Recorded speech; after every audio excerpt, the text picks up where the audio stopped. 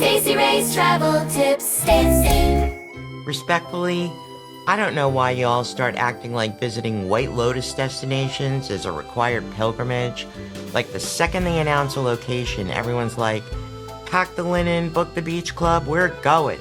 But let me give you a much needed reality check. Tropez is already one of the most crowded, expensive, chaotic summer destinations in Europe. Locals are literally saying there are already too many people. And in July and August, trust me, that is not when you want to be there. So if you're planning your trip here because of the show, here's the move. Don't follow the crowd. Come earlier, April, May, even June, when it still feels like a village, not a reality show casting call.